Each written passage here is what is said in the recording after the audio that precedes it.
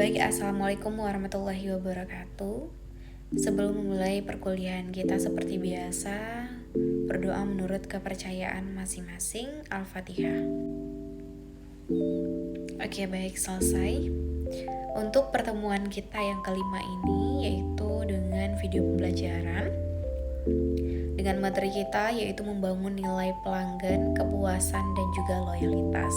Nah, bagaimana nih menurut Ananda nilai pelanggan itu, dan juga bagaimana mencapai kepuasan itu, dan bagaimana mempertahankan keloyalitasan itu. Nah, kita bahas satu-satu, yaitu dengan nilai pelanggan. Nah, nilai pelanggan yang dimaksud di sini ketika nih kita membeli suatu produk, contoh produk pembersih wajah.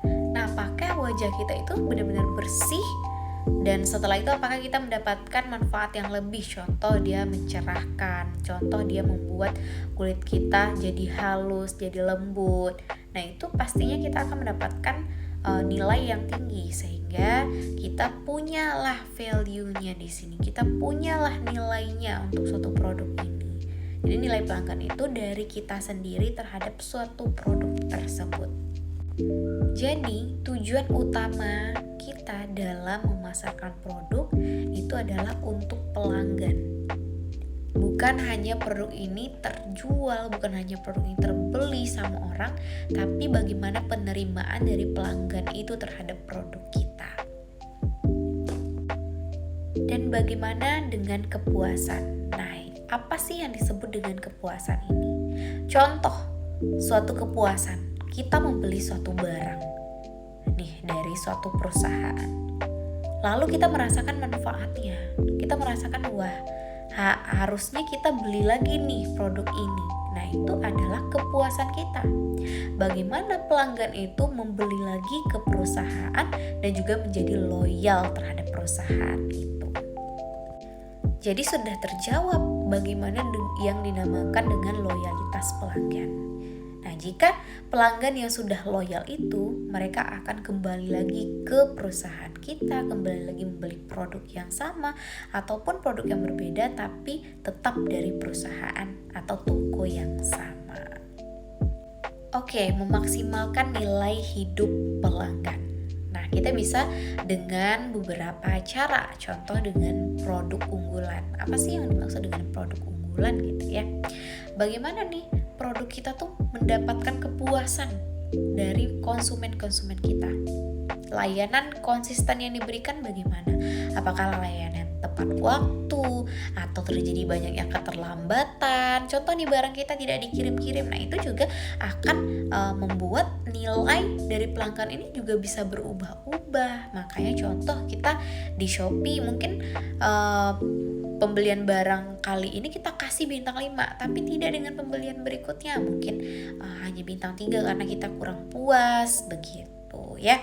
Dan juga bagaimana personalisasinya. Nah, contohnya nih kita itu bakalan cenderung membeli produk orang-orang yang mungkin kita sukai, kebiasaan kehidupannya. Contoh seperti influencer, mereka punya suatu produk, pasti kita mau mencobanya karena kita sudah follow dia dari lama. Nah, begitu. Jadi untuk membangun hubungan dengan pelanggan itu kita perlu CRM yang efektif. Nah, CRM ini maksudnya apa, Bu? CRM ini adalah Customer Relationship Management. Nah, bagaimana caranya kita memanage gitu ya? Bagaimana cara-cara efektif yang harus kita lakukan untuk membangun hubungan kita dengan pelanggan? Nah, jadi di CRM ini tidak hanya bagaimana cara-cara kita untuk mendapatkan pelanggan, bukan bagaimana cara-cara kita untuk menarik pelanggan datang ke kita, tapi juga bagaimana cara-cara kita menangani komplain atau masalah-masalah dari pelanggan kita. Jadi solusi-solusinya dari kita apa? Nah, itu juga termasuk ke dalam CRM ya.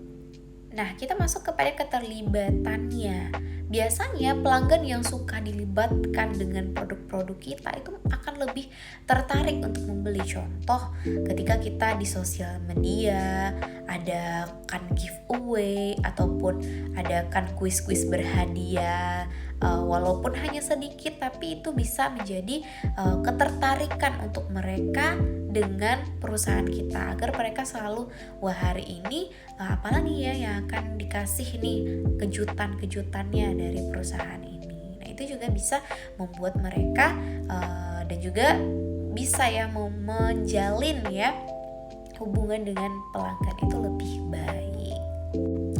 Lalu ketika kita memberikan program-program yang menarik kepada mereka seperti adanya member, atau mungkin mereka sudah belanja, contoh nih mereka bisa mengumpulkan 100 kupon, nanti akan bisa ditukarkan dengan hadiah ini. Nah itu program-program seperti itu yang membuat mereka punya tujuan untuk tetap berbelanja atau tetap setia dengan produk kita.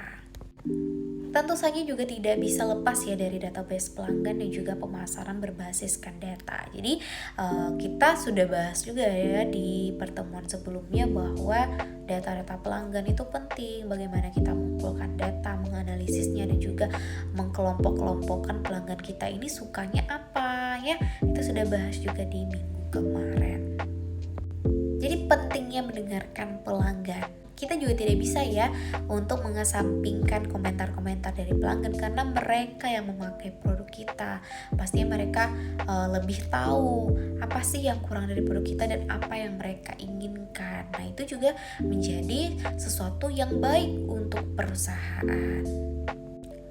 Oke, selanjutnya juga penting ya untuk strategi retensi pelanggan. Bagaimana kita menjaga komunikasinya harus tetap baik dengan pelanggan. Contoh dengan kita mengirimkan email ke semua pelanggan, bagaimana harinya, apakah tertarik dengan produk baru kita. Nah, kita jalin komunikasi. Kita kasih tahu nih, mungkin Anda pernah mendengar ya orang tuanya yang punya mobil gitu ya, pasti ditelepon sama pihak dealernya, mungkin secara berkala, sekali 3 bulan, bagaimana Pak, mobilnya sudah diservis apa belum. Nah itu menjaga komunikasi dan juga bentuk perhatian dari perusahaan terhadap pelanggan-pelanggannya. Seperti program hadiah juga gitu ya, mungkin secara berkala dikasih hadiah gitu, ataupun pelanggan-pelanggan lama nanti diikutkan, contoh ada program jalan sehat, nah akan dikasih hadiah, disponsori oleh perusahaan ini gitu. Nah itu juga sebagai bentuk menjalin hubungan kita dengan pelanggan.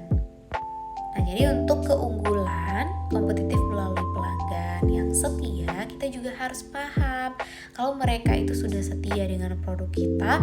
Nah itu juga akan menjadi modal dan juga menjadi tameng terbesar untuk kita meraup keuntungan yang lebih besar dari pelanggan-pelanggan setia kita. Oke, baik, di sini Ibu minta kepada Ananda ya untuk membandingkan nih bagaimana strategi CRM oleh pihak Shopee ya. Mungkin yang sering belanja di Shopee gitu sudah tahu nih bagaimana sih CRM-nya di Shopee, dan yang pengguna Gojek juga bisa ya membandingkan mana sih menurut Ananda pribadi yang lebih baik CRM-nya sekarang dari Shopee ataupun dari Gojek, dan juga bagaimana sih harusnya mereka gitu, haruskah mereka lebih baik, atau ada nih saran-saran dari Ananda. Jadi ini untuk tugas minggu ini, Ananda bandingkan CRM-nya dari Shopee dan juga dengan Gojek. Oke, selamat mengerjakan tugas. Oke, baik, jika ada kesalahan mohon dimaafkan karena kesempurnaan hanyalah milik Allah. Wassalamualaikum warahmatullahi wabarakatuh.